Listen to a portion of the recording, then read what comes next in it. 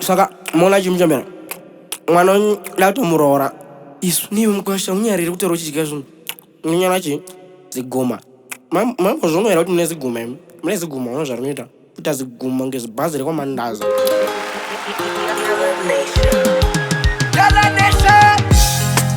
Culture love again, culture love again. 99, yo Steve Kosiyala. Ini hadinyari handanyati ndogona ngogezera pakazara vakadzi ene nyadzi dziri kure neni ndogona ngopfuura mbuya nerekeni wotozwa munhu achita unyari kuswera ndichinyara izvezvo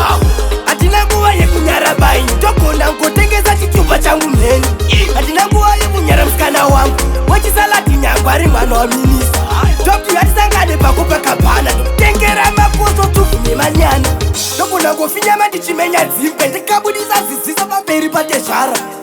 ambuya mukandibikira zisadza musataritsire pane musova ungasara ndikapureswa pasina toileti papabuliki papo ndotonona ndoita ende iwe usada kundidzivisa paunini munobva pano musina goita wotozwa munhu achita unyari kuswera ndichinyara izvezvo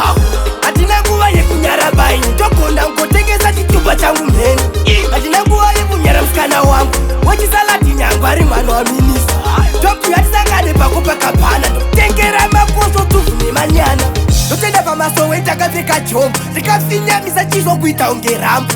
vosi vakati kautachingondipusha ndotanga kuvavhara masipamba chivasunda pano hapanyarwi satani pano mutuke kuti satani zidzoro rako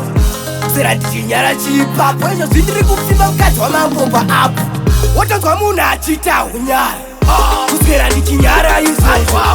hatina nguva yekunyara baini ndogona ngotengesa chitumba changu mheni